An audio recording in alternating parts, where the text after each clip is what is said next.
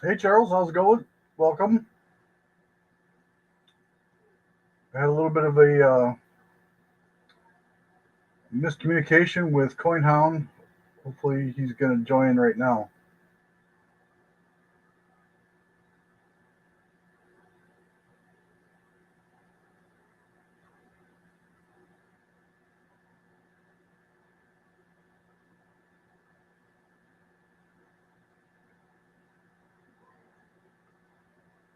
I'm doing well.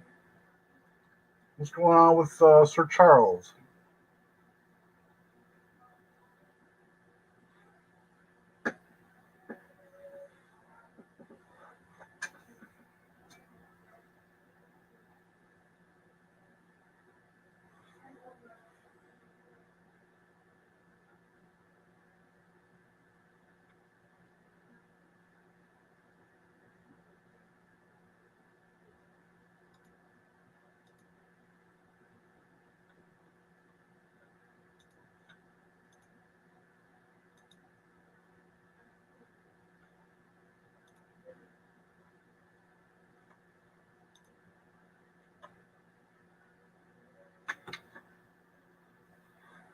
Yeah, those allergies suck. Arzu, welcome. Thanks for coming by. Still waiting for the Hound. He should be here any minute, I hope. I just emailed him. Otherwise, we'll just be sitting here staring at the wall, right?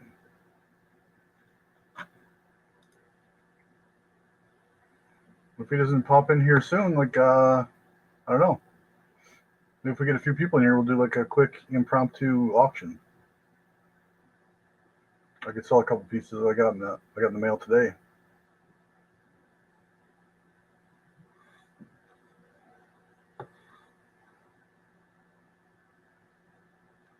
I was going to do a face reveal today, but I got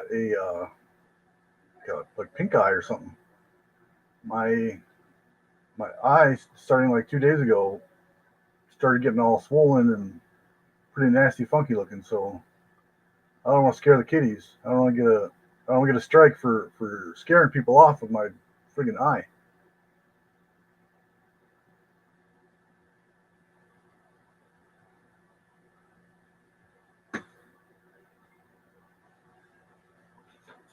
So I hope home slice shows up. I mean, I just emailed him literally like 3 minutes ago.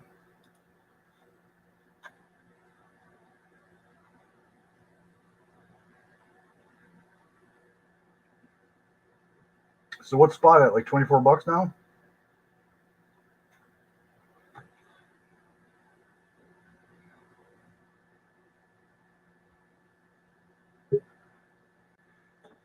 Oh, there we go. Hello, can you hear me? Yeah, I got you. How's it going? Okay, sorry I'm a couple minutes late and was kind of hectic day today. That's okay. I'm glad you're here. How are you? How you doing? I'm doing great. Awesome. What do you got there on the cam? What pieces you got showing?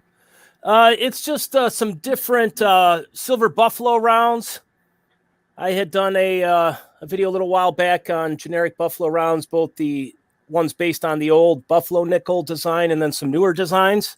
Oh yeah, I saw that one. Yeah, so sometimes I just leave the coins up from my most recent video or one.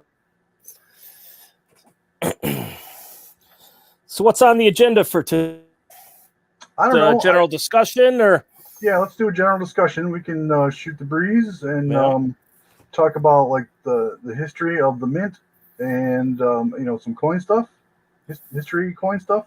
Yeah, sure. And I have a lot of history background. If anyone in the audience or anything has any history questions, I am actually a history teacher. So Yeah, we talked about that in the live stream you were doing with Plumber and those other guys. Yes, that is correct. At the late age of 53, I'm going back to school just for fun to get a history degree. Just something I always wanted to do, and with the job I have as a paramedic, if I'm not on a call, I got lots of free time, so it's conducive to studying, going to school and stuff. Oh, that's cool. Yeah. It's good to keep the mind working as we get older. Yeah. I'm actually 52, so I'm pretty close in age to you. Oh, awesome. We got Anthony here, and he says he must have saw the other stream that I started, and for some reason I couldn't hook up to that stream, so I had to cancel that one and start this one.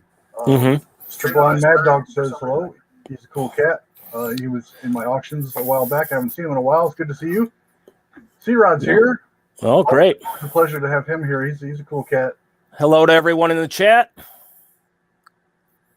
C Gadget, that's another name that was from back in the months ago. It was in the auctions. I haven't heard from recently. Well, I'm glad you're here though. So we have Hound, who is our resident history expert. Well, and if you haven't checked out his channel, I recommend it if you're a history nerd like me. So, what's your favorite piece? What older pieces do you like? Well, that's that's a challenging question in some ways. It's kind of like picking between your children or something like that. Yeah, but true. There's a number of different things that I like. I don't know if I have one piece that really jumps out. When it comes to old American coins that were, I guess in circulation, there's a number of designs from the past that capture my fancy. If you get into more of a coin collecting type of realm. So for, I like the Liberty dimes a lot, the Mercury dimes a lot. Yeah. I think those are really cool. That's probably my favorite of the old U.S. coins. I like more a lot. I know they're super duper popular and I do like them a lot, but I think I like the Mercury dimes the best. And I have been trying to gather as many of them as I can for not just junk silver purchases, but just because I also think they're neat. Yeah. A lot of the modern American commemorative silver dollars that they began producing kind of in the late 80s and then up to the present. So I have collected a number of them. I like those a lot because a lot of them have history themes. So I do like those. What else do I like? When I got into this, I started out kind of thinking I was going to be a stacker. And I think there's still part of me that is, but I think I got pulled in the direction of being a little bit more of a collector, or at least trying to stack stuff that has a little bit more of a collector aspect or a variety to them. So I don't collect a lot of stuff that doesn't have, shall we say, silver or gold in it. Just regular coins or things of that nature. But if I am stacking, if I'm going to be stacking silver rounds, I'm going to, I've got a couple unique ones here from one of my past videos. I'll try and get some of those and then maybe get a different type of generic silver round the next time, as opposed to just going with one particular one. And I do the same with bullion to a certain extent. I might pick up a few eagles, but then, I feel drawn to, go in a different direction, maybe get some maples or Britannias. So I've been kind of sampling around to different things. And lately with the premiums kind of being more on the high side, I've been, buying stuff that's more of a collectible limited mintage type of thing where, they would generally have a high premium anyways. So I don't feel like I'm necessarily overpaying for them, if that makes sense. But when it comes to favorites, I like anything that has a history theme on it, particularly if there's ships. So the triangular ship series that's been out, I've really liked that. There's an HMS Bounty coin from the Cook Islands. I'm disappointed those triangle coins. There's only 4. Yeah, it seems like they were pretty popular, and then all of a sudden it's just that's it. It seems like a standard collector's run on those types of things go 8 coins or 10 coins. Kind of like the Queen's Beast did. And I would have liked to have seen a few more of them, but I guess it does make it easier to get the whole series. But there's an HMS Bounty coin from the Cook Islands that I really like, and what else? The There's a new one. There's some stuff that's being put out by the island of St. Helena that I did some videos on that made by the East India Company. I think they're putting out some pretty cool stuff. Yeah, was that the Queen's? So the Queen's Virtues. Yeah, I got one. I got a couple of those based on your video. Yeah, and so I don't know. I just find myself. I don't know if I've got a precious metals type of ADHD or something, but I just like to kind of go in a little bit of a different direction every time I get something. As long as it has precious metals content, I figure it's better than collecting other types of collectibles, because if times get tough and people are all destitute, they're not going to be shelling out money for baseball cards, or something like that. But if a collector coin that's 3/9 fine silver, even if it loses its collector's value, it'll always have the precious metals value. So that's kind of the way I view it. But I figure down the road, if I buy, 4 of a piece that I really like and later on I can sell them at a bit of a profit, then maybe I'll convert it into a more standard type item. But anyways, that's a pretty long-winded answer to your question. There's usually one of two directions. You're either a peace dollar guy or a Morgan guy. Which one are you? Oh, I'm definitely Morgan. Same here. And it seems like more people are Morgan than peace. I do like both of them. I am excited about the 2 of them coming out. Hopefully they're coming out this year like planned. They haven't really scheduled it yet. But they're supposed to be coming out with those new ones, those commemorative ones this year. But I do like the Morgan. It's just a really nice, classic design. And I don't know if age makes the heart grow fonder or what the case is, but it just seems like some of the designs from the old days were just, I don't know how you describe it. They're just very appealing, very special in the way those designs were put together. And I find that with like the currency notes as well. You look at some of the artwork on the currency notes from like the late 1800s, and it's just spectacular.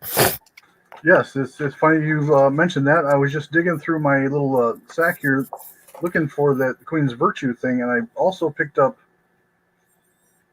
I like this old foreign, sometimes foreign, or like just a currency like this. This is from 1920 or 1916. Mm-hmm. It's German, 20 Deutschmarks, I guess. Mm-hmm. Yeah, that's cool. I just look at the art on that. It's the same for the older American currency was the same, but nowadays it's too cartoony for me. I'm not digging it really.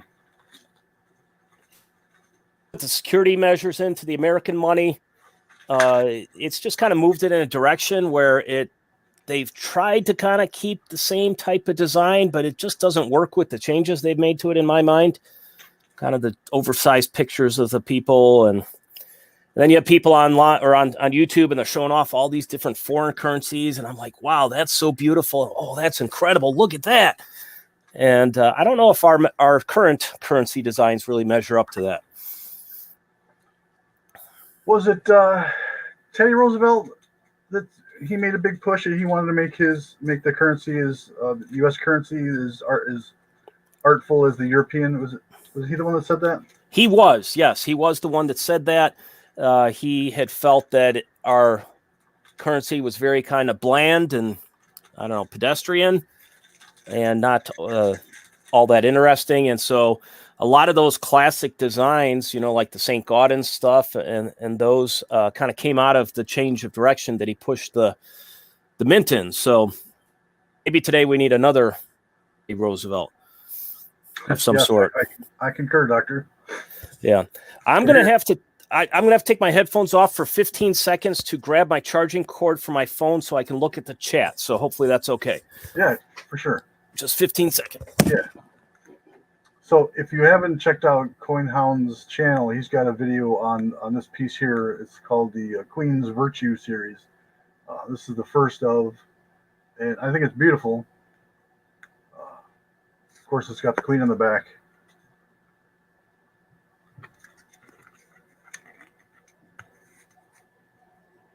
This is everyone hates on the Queen, but this isn't a bad image of her, and I really like the background. I'm sure that's a security uh, thing, but it is pretty cool. And like I said, that's a great image of her. I mean, she's not attractive or anything like that, but it is a pretty nice image.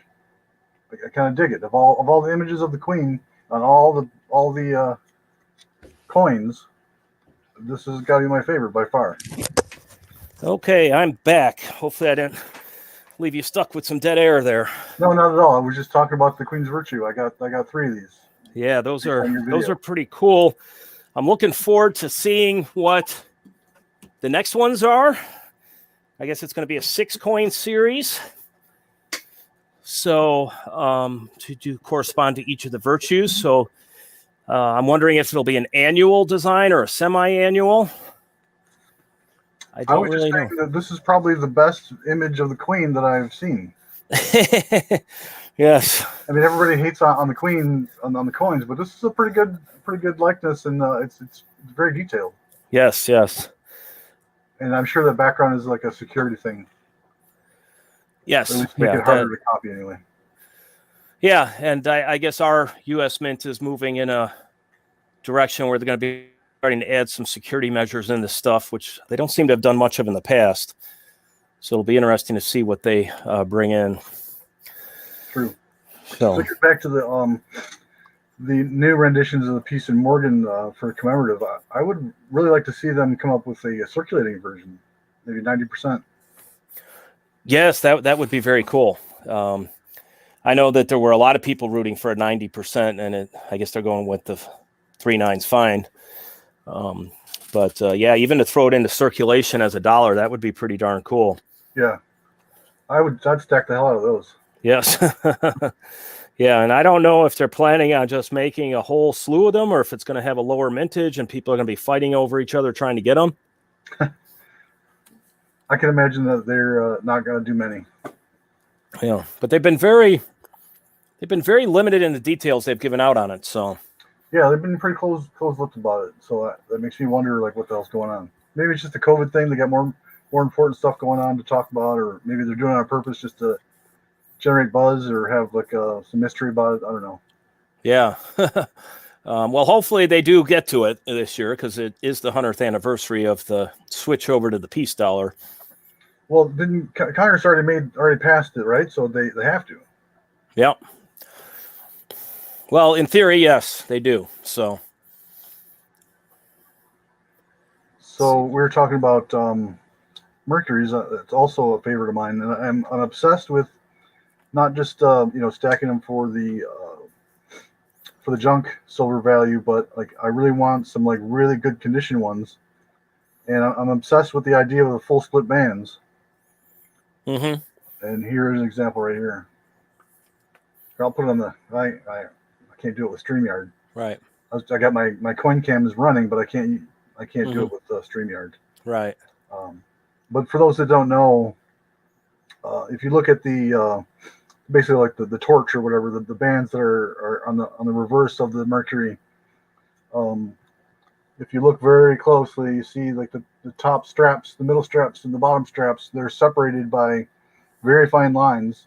And if your piece is in that good of a condition where that line goes all the way across and is uninterrupted, no scratches or anything like that, that's termed as full split bands, and it really increases the value of your piece.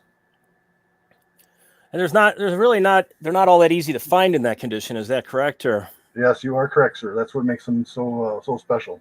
Oh. It has to be a great strike, and it has to have not been circulated. Mm-hmm. Very cool.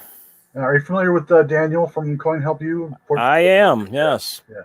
He clued me into something. Like I've been looking at for the split bands on every damn dime I find, but apparently it's only a thing if you have like a MS63 or greater. So even if you were lucky enough to get one that it was like XF or something like that, and the reverse was in good condition with split bands, it doesn't matter. Okay, so both sides of the coin have to be really good. Yeah, it doesn't increase the value if you have full split bands on something that's in like even like AU or something. Mm-hmm. Okay. Yeah, I haven't been doing this all that long, so I've got still a lot to learn about kind of the older coins and grading and judging of them and things of that nature. I'm very much a novice in that area.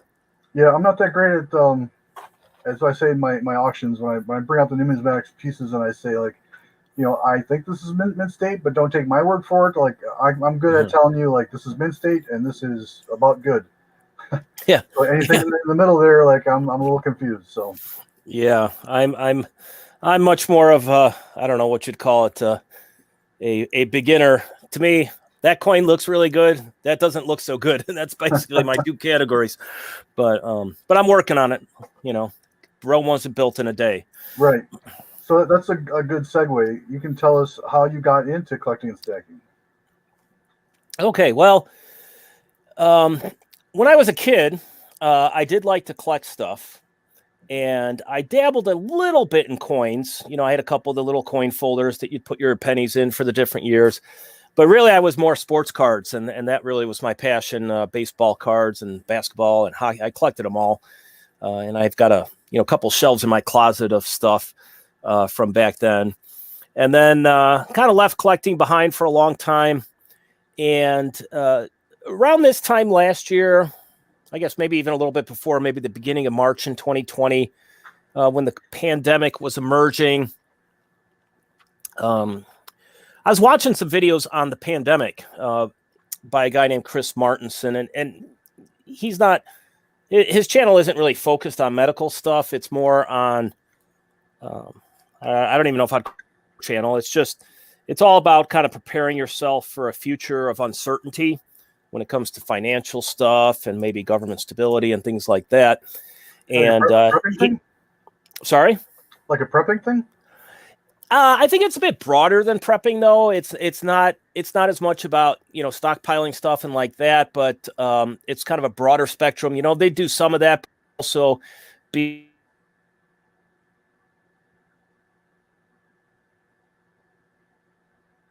a lot of it was stuff. And I didn't watch a lot of their stuff that was kind of their original intent, but he took a period of time where he started really looking at the pandemic and the virus and the studies and all that, because I guess he had a background in pathology or something like that. But as part of that, they did talk some about, what's the implications of this going to be for the economy if we have to shut down big parts of the economy, long-term concern. If they deal with it by printing all kinds of money, which they have, what could be the long-term at?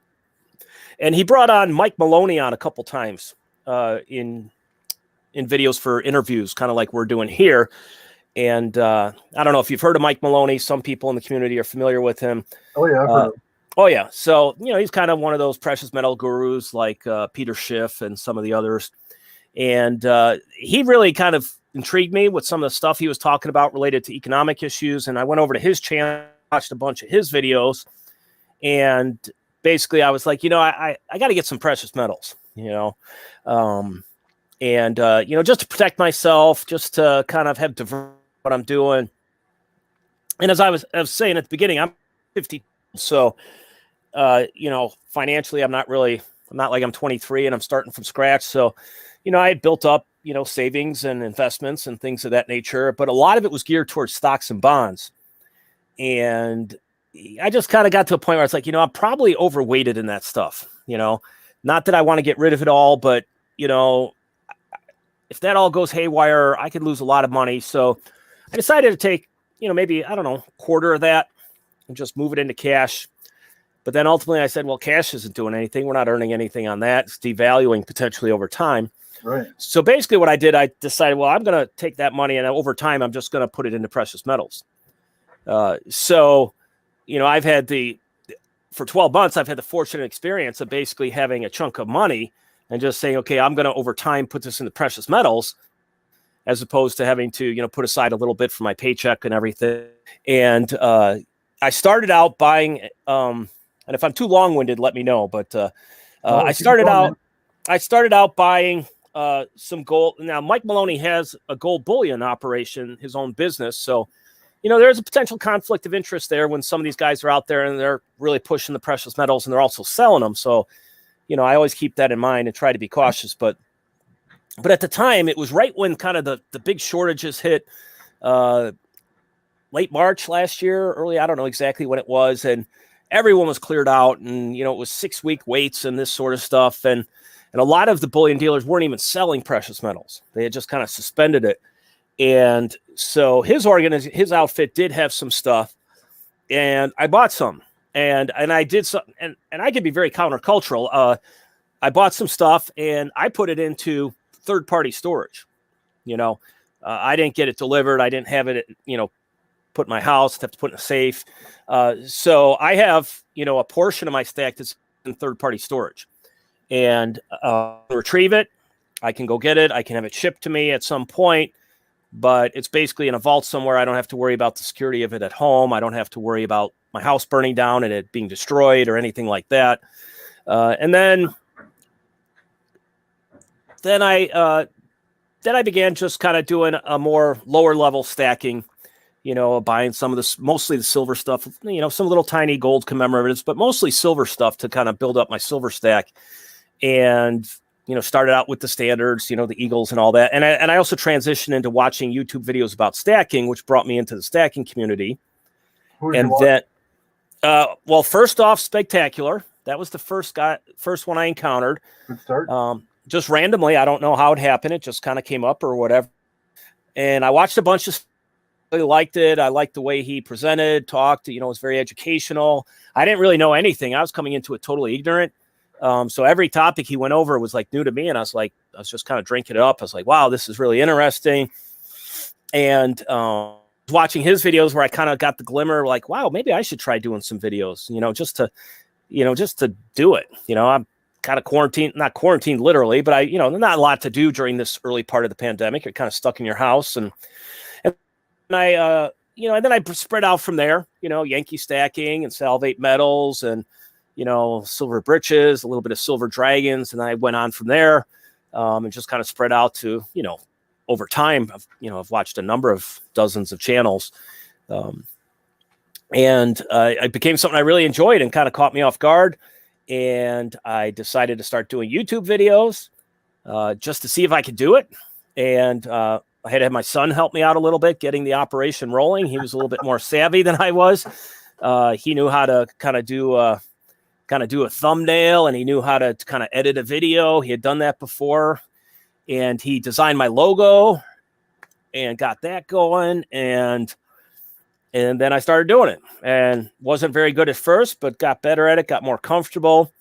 I remember thinking myself, videos, gosh, those guys like Spectacular, Yankee Stacking, they're so smooth. They're so fluid. They're not always like stopping to think about what they're going to say. And then I realized that some of them have been doing it for a really long time. They've done hundreds of videos. Salivate Metals have been doing it for 7 or 8 years. And I found that I've become more comfortable as I go. I'm still not as smooth and as fluid as I'd like to be, but I feel like I'm getting better. I'm feeling more comfortable. When I first started doing it, I was actually a little bit nervous about it when I was delivering it. And then I've kind of just married that with my professional background. I'm a high school history teacher.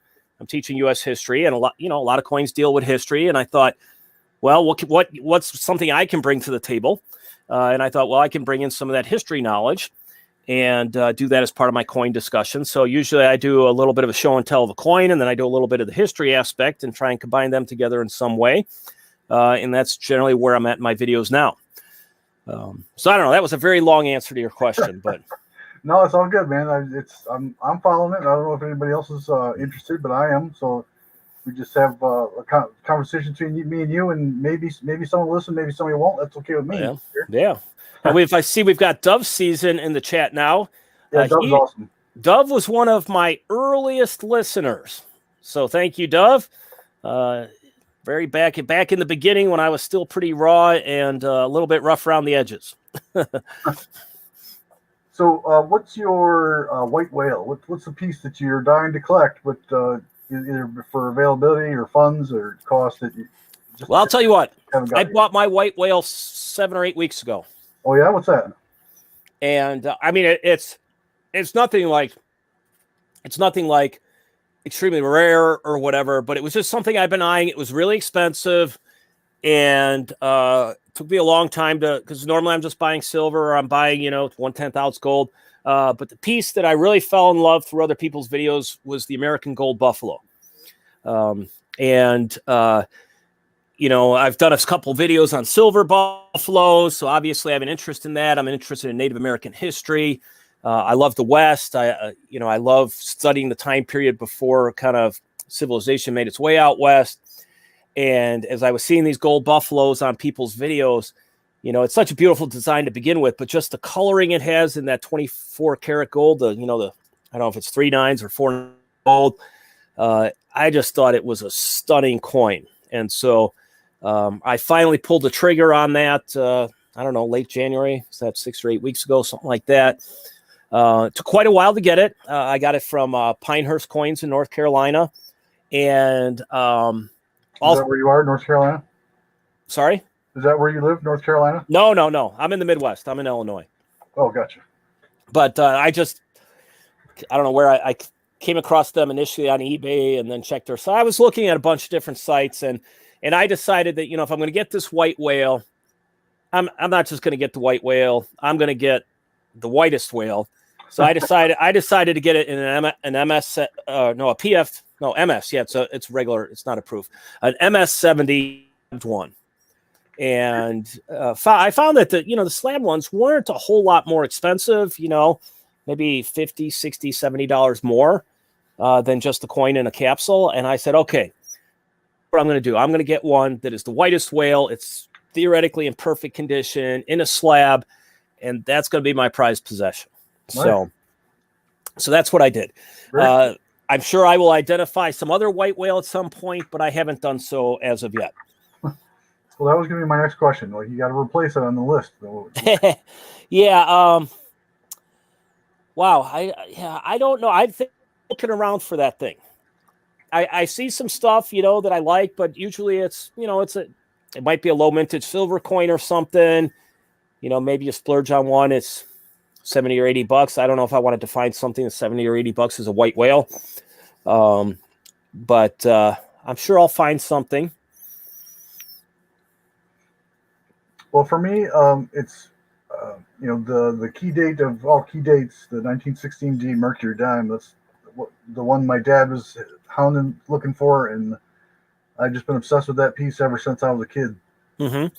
So I've seen some really low grade versions of it, in good or very good condition. Right.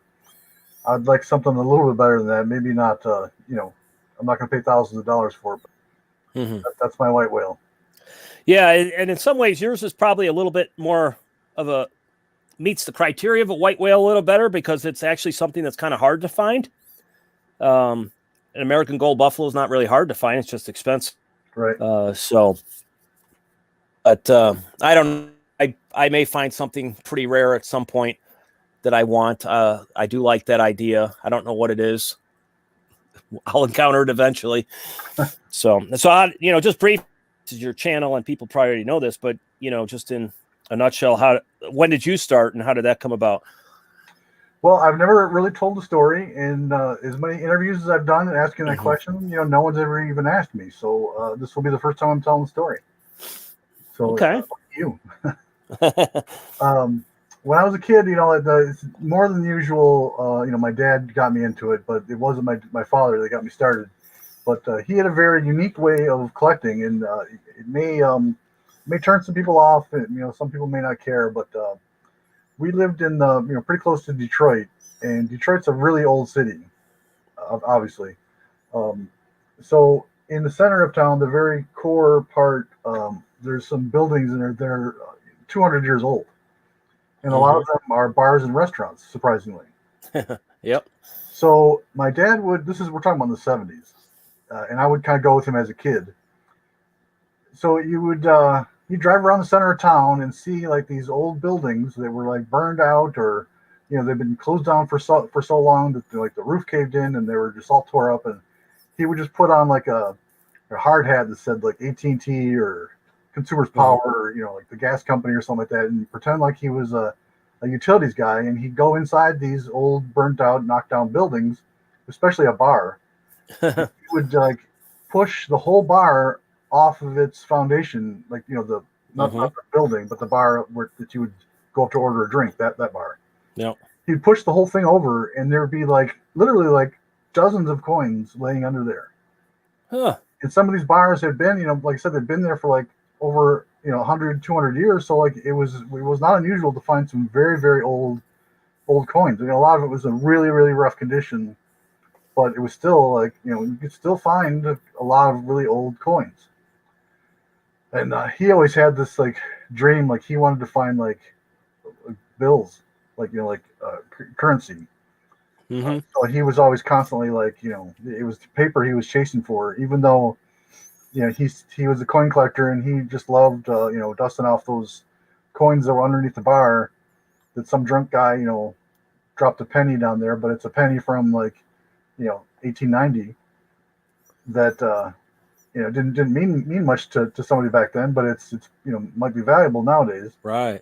So that's how I started, like just shoving handfuls of these old coins from underneath an old bar just shove it in my pocket, going back home and kind of cleaning them without cleaning them, if you know what I mean. Mm-hmm. I just had like buckets and buckets of these old coins, and as stupid as like I know better now, but as a kid, the thought of like, well, I have these coins made of silver, but I don't have any regular cash, and I would really like some candy, so so I spent most of it. Yeah, that's not surprising. But I mean, that was great. What even made him think of that? That was such a great idea to go check under the bars. But I remember going to arcades, the coin video game arcades in the late 70s, early 80s, and a lot of change, a lot of quarters passed through my hands, and I'm sure that some of those were silver quarters, because it wasn't that long after. It was only 20 years or 17 years after they had gotten rid of them. So, to have those now. Yeah, I tell people like the younger cats that are in this hobby that back when I was a kid, you go to the store and get change for $1, and people do like coin roll hunting. Like you didn't have to. You got it back in change all the time. That's right. The only thing is I didn't know to look for it. Right. I mean, I always like enjoyed looking at the Buffalo nickels and the Mercury dimes, but I didn't know that they had any value other than 10 cents and 5 cents. Yep, never occurred to me. So if we're talking like mid 70s, that's just like 10 years from when they converted to clad. So yeah, so a lot of those were still in circulation. Right, I would say like a third to maybe half of the change I got back in those days was was silver. Yeah, lost opportunity. Yeah, one of the many times people say like, I wish I would have bought Google back in the day. I wish I would have bought Yahoo or Amazon stock back in the day. Like it's kind of, if you had to pick one thing, it probably wouldn't be saving all that silver. But I don't know. Still, I wish I would have saved the silver. Having 20 or 30 pickle jars of silver coins from then would be pretty cool. Pretty cool, yeah. So that's my origin story, and then, like I said, no one's ever thought to ask. Oh, even though I ask that question all the time. Oh, very good. So when my father passed away, I got a third of his collection. The other 2/3 went to my brothers, who they eventually sold everything, which really bummed me out. But he died in 1983, and I still have every bit of it what he gave me. And wow, you were quite young when that happened, huh? Yeah, I was 17. Oh my. Yeah, my son, like I told him, like he's obviously gonna inherit all my collection. I told him like, these right here are the ones that came from my father, and like you will not sell these because it came from my dad. And that's what he told me. He's like, Mark, if you ever sell these coins that I give you, I'm going to come back from the dead and haunt you. Haunt you, yes. Yeah, there's something about the ones passed down from the family. My parents grew up in Ireland, and they emigrated here. Oh, cool. And my grandfather, my mother's father, died at a very young age. He was in a motorcycle accident, and he died of his injuries. He was in his 20s. Oh, I'm sorry. This would have been back in, would it be the late 30s, late 1930s? Oh. He only had one possession and he had one daughter. My mom was 2. He only had one possession that was passed down to her, and she has now passed it down to me. And that was a British gold sovereign with the date of, I think it's 1916 on it. Wow. And so I have a couple other gold sovereigns, but they're not the same. The family connection, the history to it makes that one totally different category. So I totally understand where you're coming from on that. Yeah, that's really cool. I wish I had something that went back a little farther than just one generation. Yeah. So, but I'm Italian. My family's Italian, so okay. My number one bucket list item is to go to Italy and to buy some ancient stuff from over there. That would be really neat. Have you tried to collect any Italian coins from a distance, or? I have a few, but they're all really low grade, and I have no idea what I'm doing. So it's hard to, it's such a different system. It's hard to know, this is a dime, this is a nickel, this is a penny. Right. So it's so hard to really get into it. So I just bought some of the lower end stuff. Just the thought of having a coin that's almost 2,000 years old. I just think that's all. That really tickles my my history bone. Oh, absolutely. I definitely. That would be on, I don't know, on my stacker collector bucket list is get some ancient coins. I haven't been able to get around to it yet, but and I don't feel like they have to be spectacular. They don't have to be like in a condition that would be worth a fortune, but if they were in just good enough condition where you could kind of see the design on it and stuff, to me that would be really cool.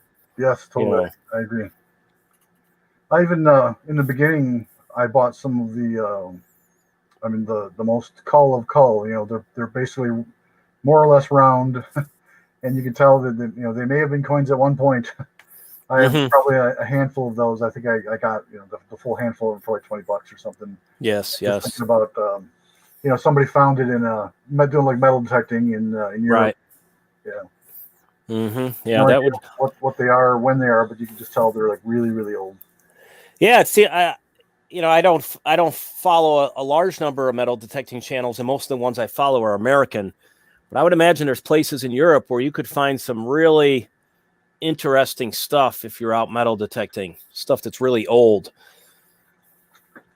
Yeah, but I imagine I don't know how much of it is. Probably a lot of it has been picked over, but that wouldn't stop me from trying anyway. Yeah, right. Yeah, because they have a whole different definition of old over there than we do here. Yeah, for sure. Like I was a business associate. He was from Rome. He had a really thick accent, and I asked him, like, he said he'd been in the U.S. since he was mid-teens. He was in his 50s at the time I talked to him, and I asked him, did you appreciate the fact that like you were in the middle of these ruins that are thousands of years old and the epic history that you were like completely surrounded by and descended from? And he said like no, he had like no idea, and he really regrets it. Like as a kid, they'd play cowboys and Indians out in the fields, and they'd be really mad at the fact that these crumbling towers or buildings were in the way and getting in the way of them playing cowboys and Indians. Yeah, it's a different perspective, I guess. Or in countries where they have a lot of old ruins of castles and stuff, and to me that's like spectacular stuff. But I guess it could be routine if you grow up around it. Yeah. So speaking of Yankee, oh, there's Yankee. Hello, Yankee. I love it when you get a celebrity in my stream. That's awesome. Yeah. So we're just doing a general shoot the breeze session here, Yankee. We were talking about history because I don't know if you know this, Coin Hound is a history teacher, and we were talking about just basically the history of coinage. Yankee, if you want to join us, I can send you a link.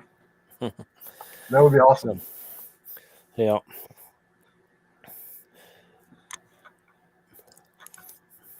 Anyways, so what else are you into?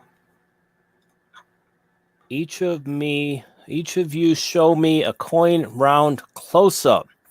Okay. Not sure how good my camera will be, but let's give this a shot. This is a silver round from the 1960s, and it is an anniversary piece for the Battle of New Orleans. And now there's going to be a lag on the camera, so this is going to be a little tricky. One side is dedicated to Andrew Jackson and the Americans.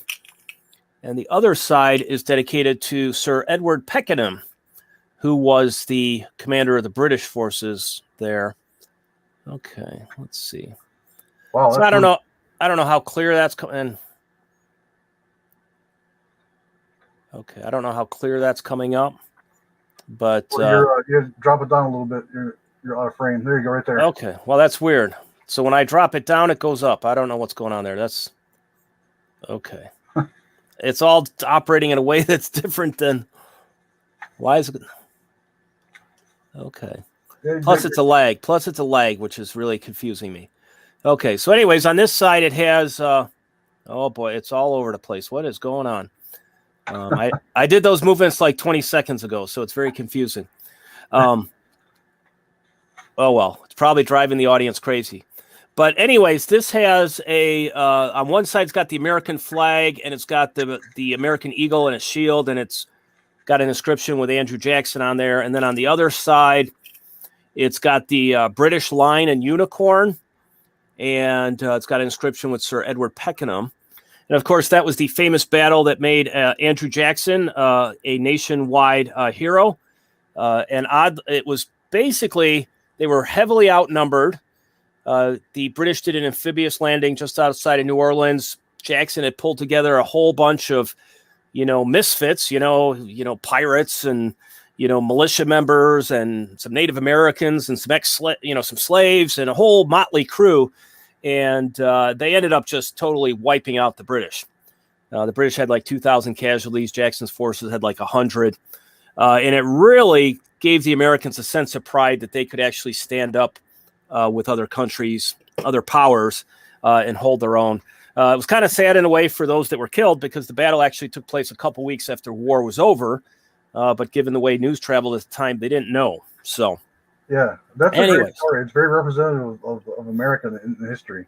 Yes, absolutely. And if you've never checked out the song, there was a hit song in the late 50s by Johnny Horton called The Battle of New Orleans, and it's a tongue-in-cheek rendition of. So if you haven't heard that, I'd encourage you to go check it out on YouTube or somewhere. Yeah, for sure.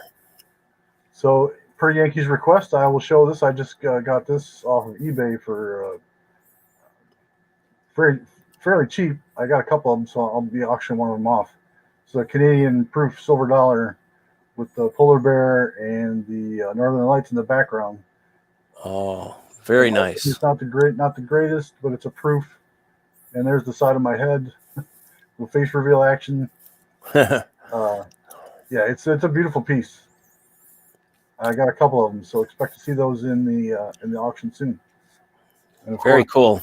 It's so hard not to be pulled in the direction of proof coins. They have such a nice little extra appearance to them. Yeah. And it's so mirror-like, Mm-hmm. You can see me in the coin there. I'm not doing that on purpose. I'm just trying to get it flat to the camera. Oh, yes, that's lovely. To the queen, even though everyone hates on her. But, yeah, I'm an oddball. I actually kind of like the queen a little bit.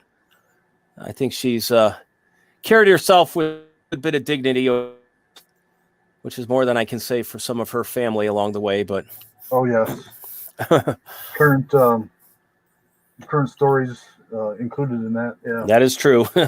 Current and past stories. Yeah. Have you seen the Netflix show The Crown? I saw the first few seasons, which I really enjoyed, and it really gave me an appreciation of kind of the reality of being born into a situation where you can't really be who you want to be, that you have a role that's kind of predetermined for you. I haven't watched the later seasons. I've gotten the sense from what I read that they've kind of strayed a bit from what really happened and kind of dramatized things a bit. Yeah. I may watch them eventually, but yeah, the thing about the shows and movies that do that, at least it generates some interest and it drives you to, at least for me, it drives me to find out the truth. Yeah, so I've done a lot of reading in history just based on like Braveheart, really, really historically inaccurate, but right, got me to read up on on what actually happened. Yeah, and that can be a very good thing. unfortunately, some people won't read up on it and they might be left. And, there's some things they can change. Everything doesn't have to be exactly historically accurate, but as long as you stay true to the kind of the core truths of whatever it was that happened. Right. So do you have a what movie, TV show, or pop culture reference do you think is most historically accurate? Oh, wow. Let me think. I can give you mine while you think of yours. Okay. The Patriot. Okay. Yeah. I can see that. The costumes were very period authentic. While Mel Gibson's character was not a real person, it was kind of an amalgamation of Right. several people in the Revolution. No, I agree. And from what I understand, I think Band of Brothers is pretty authentic. Oh yeah. A series that I definitely enjoyed. Yeah, I've watched that dozens of times. Yeah, I'm trying to think of what else is out there.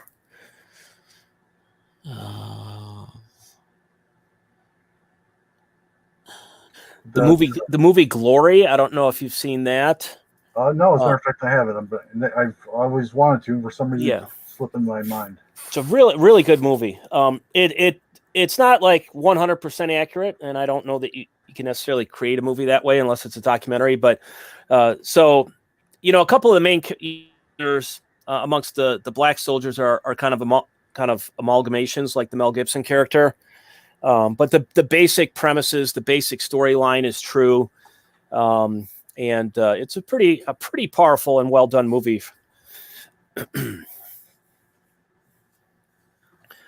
I'm trying to think else. What I don't know. Some historical movies do it really well. Some, I don't know, stray, or they try to become too. Like I'm thinking of the modern movie of Pearl Harbor with Ben Affleck. Yeah. I think that one was just trying to reach so many audiences, and they were throwing in distracting romantic stories and things like that. Right. So I think that, it was entertaining from kind of a visual standpoint with the action scenes, but, personally, I would prefer something more like Tora Tora Tora, the old one. There were a lot of great war movies made back then. I haven't seen most of them since I was a kid, so at some point I do want to go back and watch them, like Midway and The Longest Day and things of that nature. Patton's awesome. George C. Scott's greatest role. Patton, yes, Patton. Okay, now that's a fascinating historical figure. Okay, sure. Yeah. He was one of a kind, and he believed he was reincarnated, and he believed that he had fought with Alexander the Great. And I remember there's some scenes in the movie where he's at various areas and saying, "Yeah, this is where we whatever battle." And but he's also generally considered to be the general, the American general that the Germans most feared. So yeah, he's a fascinating figure. I read a biography on him quite a while ago, and I remember being really impressed with him. And I didn't until I read the book. I had no idea that he died. One of the worst ways you can die as a warrior. He died in a car accident. Yeah. At the end of the war, Right. So I think if I remember correctly, he'd always viewed dying in battle as one of the most glorious things someone could do. And I'm reading a trilogy on World War II by a historian named Rick Atkinson. It's a 3-book trilogy. The first one's on North Africa, the second one's on Italy, and the third one's on Europe. And I remember this scene in it where Patton was basically condemning and railing at his officers because he didn't feel the officers had enough casualties in the last battle, that enough of them weren't killed, which meant that they weren't being daring enough and all this sort of stuff. And I thought, wow, that is a really unusual way of looking at things, But anyways, he was something else. Okay, Anthony says Midway was a great movie, pretty historically correct. Yes. I mean, I'm no expert in movies, but I do get the sense that a lot of those movies that were made back in the late 50s and early 60s, when they did purport to kind of cover a particular historical event, they did seem to do it pretty well and to remain pretty historically accurate, at least in my amateur understanding of them. Well, I would consider you a pro, sir. On some stuff. I tell my students, they'll ask me some really deep, specific question, and I won't know the answer to it. And I'll say, well, have you ever heard of a GP? All right. And the doctor, the general practitioner. They know a lot about a lot of different medical stuff, but if it has to go really, really in depth, then they're going to have to send you to a specialist.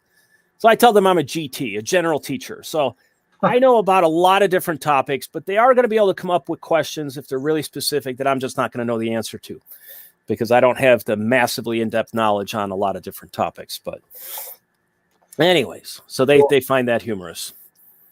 I asked you about this in the other stream about what's your favorite period of history that you like to read about. Yes. And before I get to that, just Anthony mentioned a movie Gods and Generals. Yes. And Gettysburg, which comes right as part of the 2 movie series with those. Those are very good. I really like it's based on a really incredible book. The Killer Angels by Michael Shara. And it tells the story of Gettysburg, but every chapter is from a different perspective. So he picks like 8 of the characters, and each chapter is from the viewpoint and the perspective of a particular character as he takes you through the story. So it's pretty interesting. My favorite. Go ahead. Yeah, that sounds awesome. I'd love to see things from different people's perspective, because the winners are always the people who write the history. Yeah, so some of the characters are on the Union side, some of them are on the Confederate side. I remember, it's been a while since I read it, but I remember Longstreet is one of the characters for the Confederates, and it's a really good book. So if anyone likes to read, they like history stuff, I'd recommend that, The Killer Angels. Anyways, you asked me my favorite historical period. Okay. Hands down, it is the American colonial period, leading up to and culminating with the American Revolution. But I also have a lot of interest in the period before that. The kind of the settlement of the Eastern Seaboard, some of the tensions and conflicts with the Native American tribes, like, battles with the Mohawks in upstate New York. Some of the stuff that was dealt with in Last of the Mohicans, that book, and the movies that were based on it. James Fenimore Cooper wrote a number of books kind of dealing with that time period in New York State.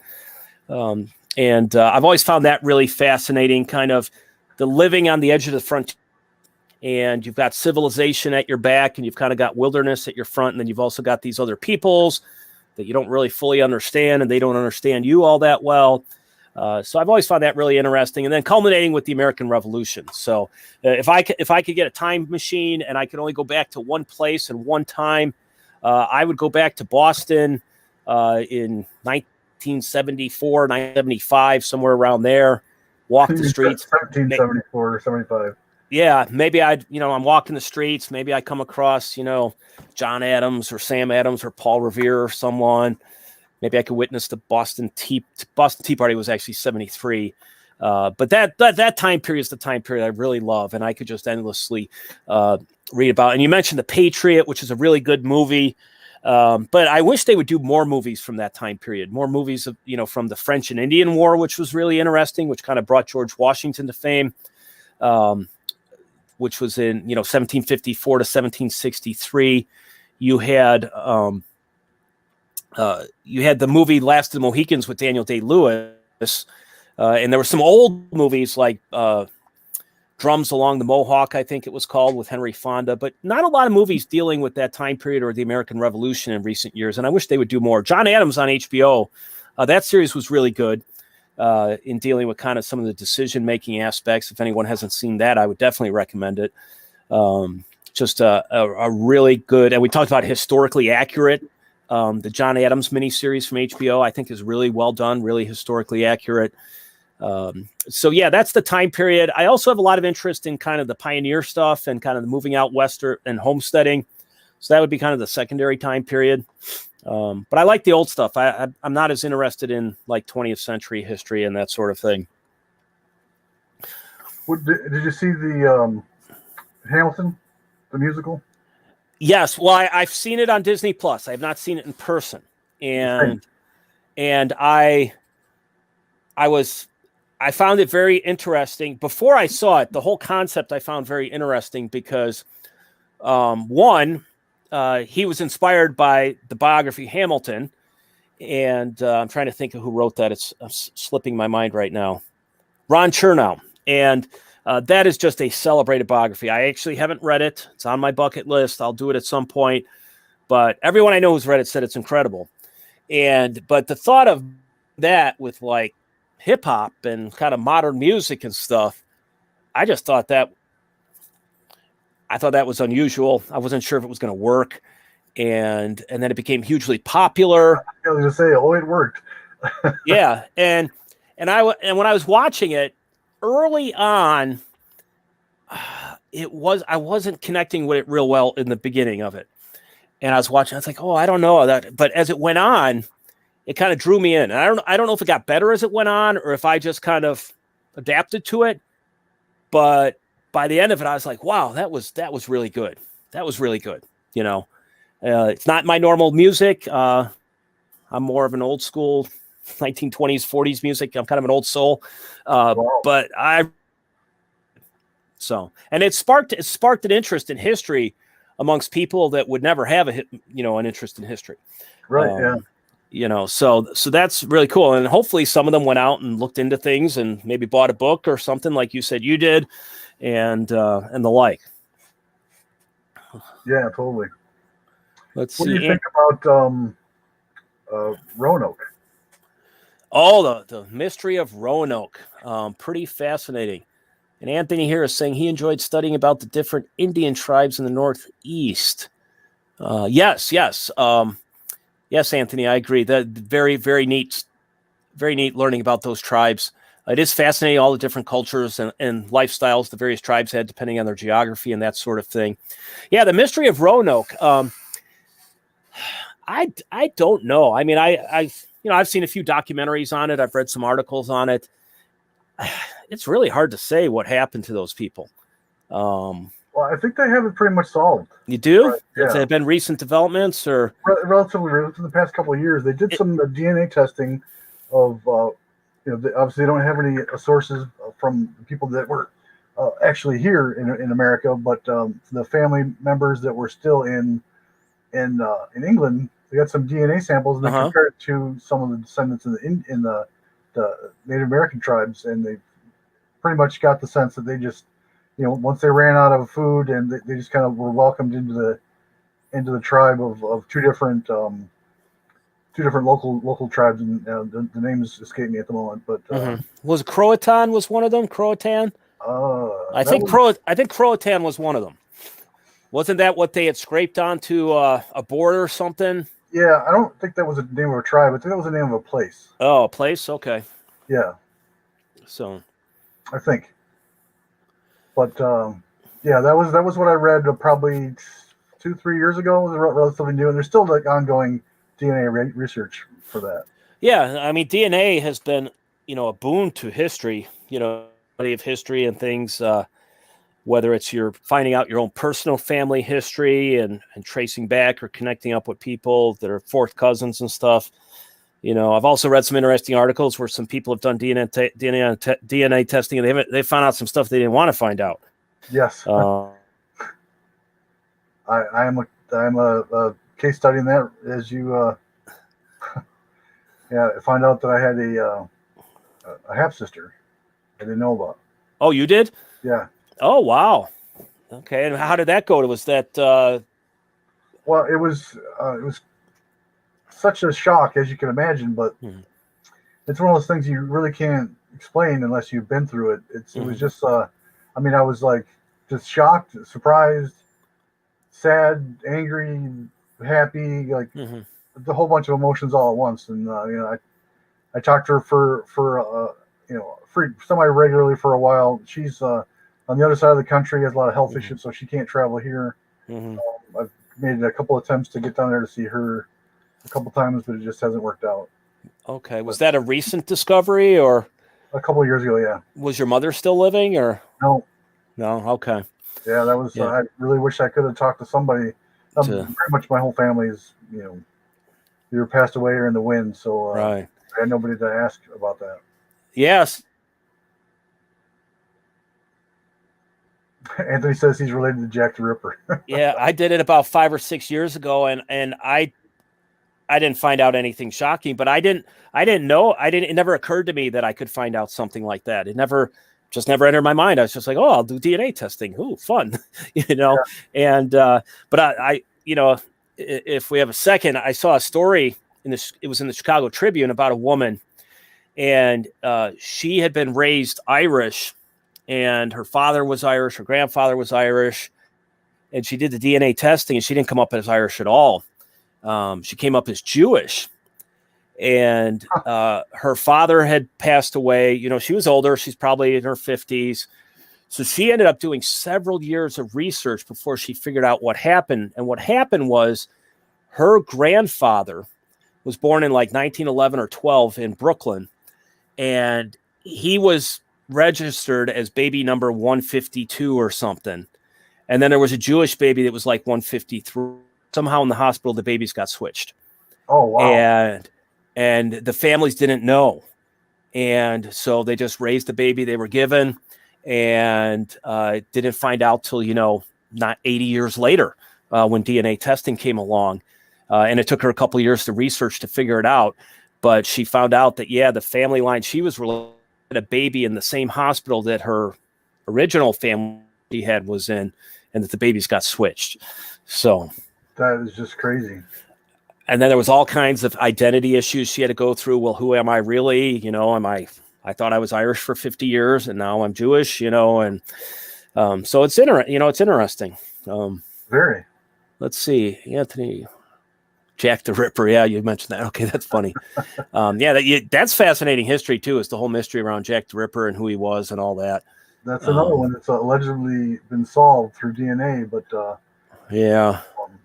it's kind of a bummer. Like, that's one of those things that it's more fun to think about it as an unknown, and now that they have it pretty much 90% nailed down. Like, it's not as good anymore. Yeah, the DNA does take some of the mystery out of things. And they have those. I don't know if you've seen any of those TV shows where they bring the celebrities in and they run their DNA and things. No, I haven't. One was called "Who Do You Think You Are?" It was on about 5 or 6 years ago, and they do the genetic profile, and they'd get experts in to do the family tree back as far as they could. And the most amazing one of all was Cindy Crawford. I don't know if you remember her, the supermodel, and she was a direct descendant of Charlemagne, the Holy Roman Emperor, the King of the Franks in the year 700, one of the great figures of the early Middle Ages, and she was a direct descendant of him. And I thought, wow, that's cool. All I've been able to figure out is I'm a descendant of a long line of farmers. But anyways. So we've kind of got the standard genealogy. I went all the way back to the it was the mid 1500s. I have a distant relative that was like a general / governor of one of the city states in Italy. Wow, that's really neat. Yeah, some people can't get back that far, so it's kind of cool you've done that. I've only been able, with any sort of real detail, I've only been able to get back to about the 1850s. Ireland had very poor record keeping compared to some countries, and then some of their record depositories had some fires, and they lost a bunch of stuff. Right. But I've got some vague information that I think gets me back to the late 1700s, but I'm not. I think it's 50-50 that information is correct. So I'll keep working on it. We'll see what happens. So, anyways, we've gotten off coins a little bit and silver and the like. Well, that's okay. We're on history, and that's that's the more or less what I wanted to talk about: coins and the history of coinage. And the history of coinage itself is probably a whole nother topic one could spend a good bit of time studying. When I did a video a little while back on the St. Helena silver bar and the Queen's Virtues and the East India Company.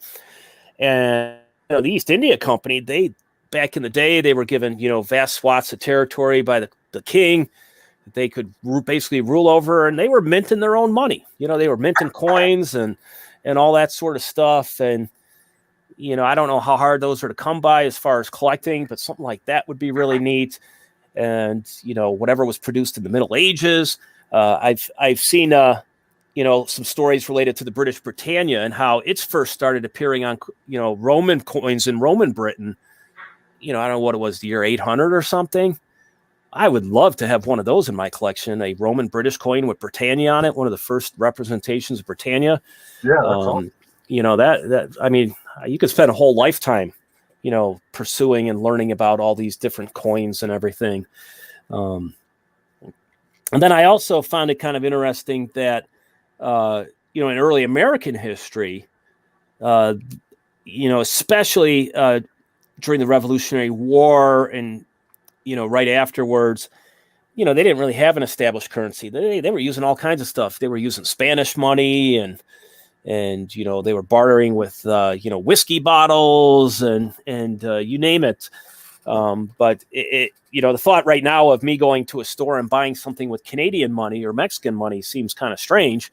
But apparently that's what you were doing back then in like 1789. You could take a Spanish real and go buy stuff with it. So, right. So anyways, and of course, if you read our Constitution, you do get the feel that our money was supposed to be based in precious metals. And they've definitely steered away from that in the last few decades. Yeah, I'm a lot of stackers, collectors. They're all, we got to return back to the gold Right.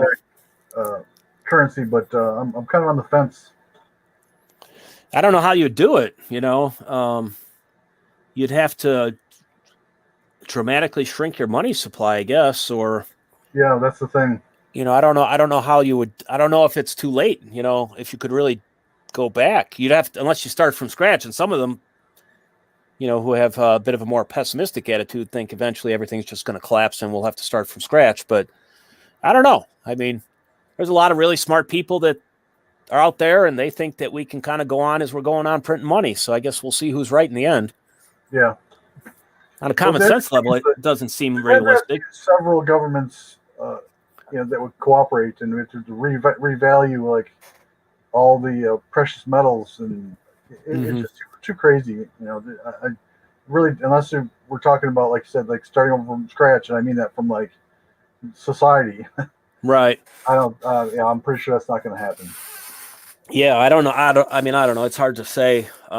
People are speculating that at some point they might try to create a government-controlled digital currency, like a government Bitcoin type of thing. That's getting into territory I don't really understand.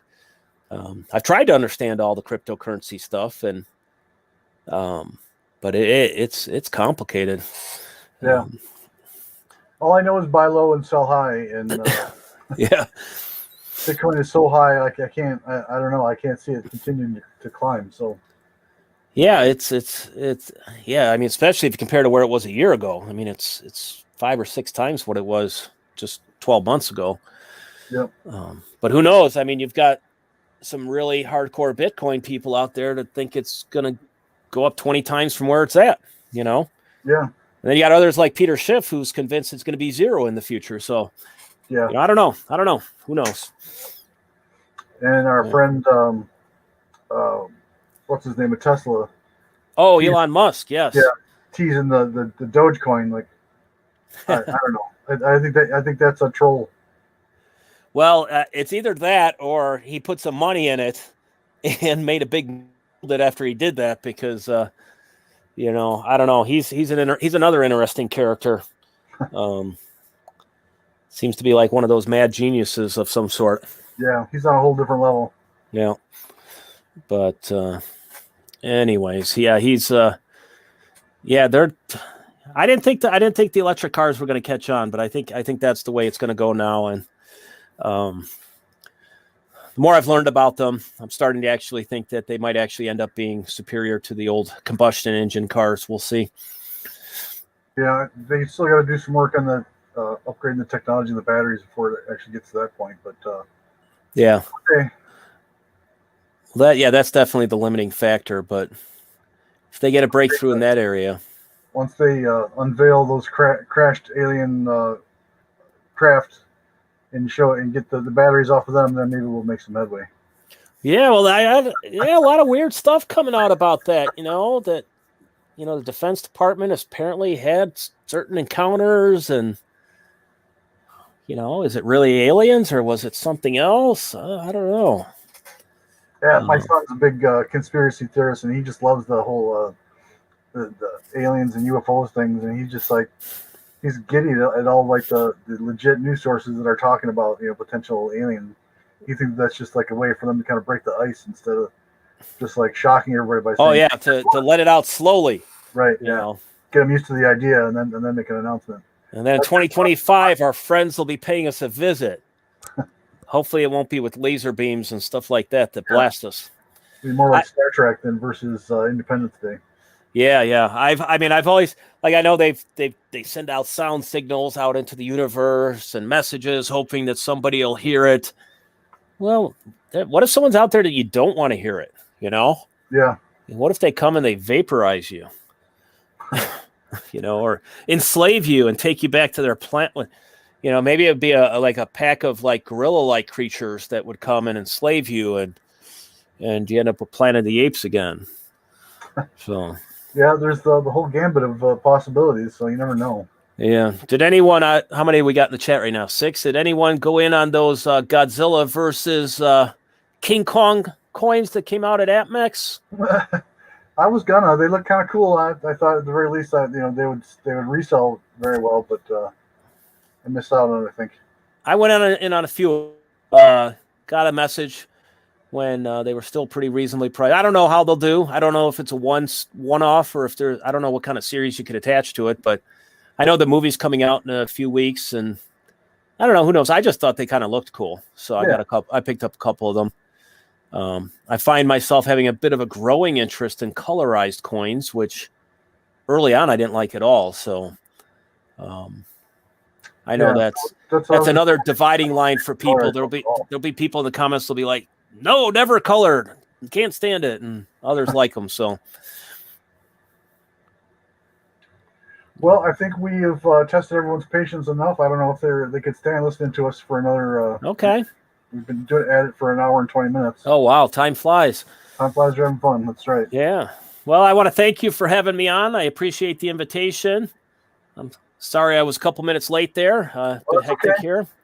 Hopefully you weren't thinking I wasn't going to show, but anyways, I enjoyed the discussion, and hopefully the audience did too. Yeah, me too. Maybe we can do it again sometime. Yes, absolutely. Appreciate it. Good night, everyone in the chat. Darth Stacker, thank you, and you have a good night. I'm sure we'll be crossing in future chats and comment sections. So I'm sure next week, a week from today, I'll have an auction. I do it every other Tuesday. So okay, my off week for the auction. So come on by next Tuesday for the auction. Okay, great. Sounds good. So what do? You alternate an interview and an auction every week, or a guest, or? No, usually the interviews I do them recorded so I can edit them because I stutter and stammer so much that. Oh, okay. But who are the other guys in that chat that you, when I met you? Oregon Stacker, Plumber Stacker. Who's the other guy? We talked one time about getting together, but they do their streams every Thursday and Sunday. Most of the days I work, so. Yeah. All right. Well, I appreciate it, and thank you, Anthony, for the comment there. I appreciate that. Thank you to everyone else that was there. It's a great evening. Yeah, thanks for coming by, and I'll talk to you soon. Thank you. Peace. All right, everybody. I want to say thank you to everyone that hung out and had patience to listen to us just ramble on about a little bit of this and a little bit of that. Once again, I appreciate all my followers. If there's anybody in here who's not subscribed, please help a brother out. Trying to get to 1,000 and get that monkey off my back. If you could encourage any of your followers to sub to me, that would be great. I think once I get past 1,000 and get that taken care of, I'll feel a lot less stress, a lot less pressure to get ads. But anyway, like I said, I appreciate you guys, and stay tuned 1 week from today, 8 o'clock Eastern time for the auction. Thanks for coming by, and I will close it out like I always do. Peace and grease in the Middle East. Talk to you.